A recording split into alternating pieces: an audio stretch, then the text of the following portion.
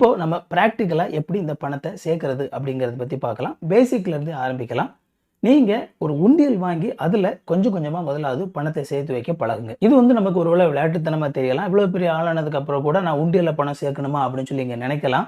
ஆனா இது ரொம்ப ரொம்ப முக்கியமானது. ரொம்ப முக்கியமா இந்த டிஜிட்டல் ஃபார்மேட்ல பேங்க்ல வந்து நமக்கு இந்த பணம் இருக்கிறனால ஈஸியா நம்மளுடைய ஆப்ஸ் மூலமா நம்ம டிரான்ஸ்ஃபர் பண்ண முடியும் அப்படிங்கிற சூழ்நிலையில எப்போதுமே நம்முடைய பணம் வந்து நம்முடைய ஃபிங்கர் டிப்ஸ்ல நம்ம செலவு பண்ற மாதிரி இருக்குது அப்படிங்கறனால ரொம்ப ஈஸியாவே நம்ம செலவு பண்றோம். ஆனா இந்த மாதிரி ஒரு உண்டியல் எடுத்து அந்த உண்டியல்ல வந்து நம்ம பணத்தை சேமித்து வைக்கக்கூடிய ஒரு பழக்கத்தை நம்ம பழகிவிட்டோம் அப்படின்னா அது ஒரு ஹேபிட் ஃபார்மிங். உங்களுக்கு வந்து நீங்க ஒரு பழக்கத்தை கத்துக்கிறதுக்கான ஒரு இனிஷியல் ஸ்டேஜா ஒரு ஆரம்ப புள்ளியா அது இருக்கும். அதனால முதலாவது உண்டியல்ல கொஞ்சம் கொஞ்சமா பணத்தை சேர்த்து வச்சு பழகுங்க. அந்த உண்டியல்ல ஓரளவு ஒரு 300 ரூபீஸ் ஒரு 500 ரூபீஸ் அந்த மாதிரி சேர்ந்ததுக்கு அப்புறமா திரும்ப அந்த பணத்தை எடுத்து ஒரு பேங்க் அக்கௌண்ட்ல நீங்க கொண்டு போய் சேவ் பண்ணி வைக்கலாம்.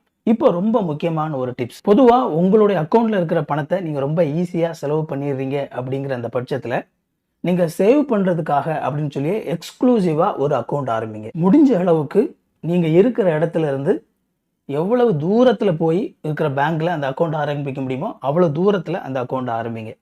உதாரணத்துக்கு ஒருவேளை உங்களுடைய நேட்டிவ் பிளேஸ் சொந்த ஊர் அப்படிங்கிறது ஒரு வில்லேஜ் இருக்கும். நீங்க வேற ஒரு இடத்துல ஒரு சிட்டில நீங்க இருக்கலாம்.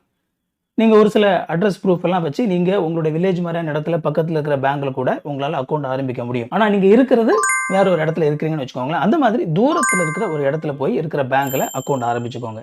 ஆரம்பிச்சுட்டு அந்த அக்கௌண்ட்டுக்கு நீங்க ஏடிஎம் கார்டோ அல்லது இன்டர்நெட் பேங்கிங்கோ எதுவுமே வாங்காதீங்க. மீன்ஸ் உங்களுடைய மொபைல் மூலமாவோ இன்டர்நெட் மூலமாவோ கம்ப்யூட்டர் மூலமாவோ அல்லது ஏடிஎம் கார்டு மூலமாவோ அதுல இருக்கிற காசை வந்து உங்களால எடுக்க முடியாது. அந்த மாதிரியான ஒரு சூழ்நிலைக்குள்ள நீங்களே உட்படுத்திக்கோங்க. உங்கள்கிட்ட ஏடிஎம் கார்டு இருந்துச்சு அப்படின்னா அல்லது உங்கள்கிட்ட இன்டர்நெட் பேங்கிங் இருந்துச்சு அப்படின்னா அதுல இருக்கிற காசையும் நீங்க செலவு பண்ணிடுவீங்க. அதனால நீங்க இன்டென்ஷனலாவே எனக்கு வந்து இதுக்கு ஏடிஎம் கார்டு வேண்டாம். பேங்க்ல கேட்பாங்க ஏடிஎம் கார்டு வாங்கிக்கோங்க சார் அப்படிம்பாங்க. இன்டர்நெட் பேங்கிங் போட்டுக்கோங்க சார் எல்லாம் சொல்லுவாங்க.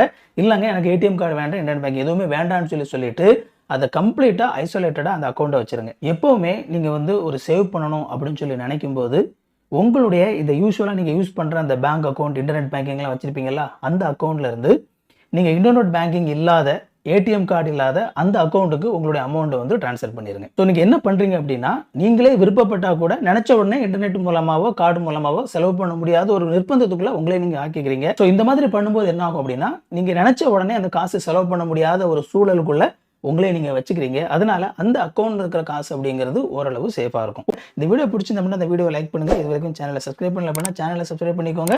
ஒருவேளை உங்களுக்கு நோட்டிபிகேஷன் வேணும்னு நினைச்சீங்க அப்படின்னா அந்த பெல் பட்டனை கிளிக் பண்ணிக்கோங்க. இன்னொரு சூப்பரான வீடியோல சந்திப்போம் ஃப்ரெண்ட்ஸ். தேங்க்யூ.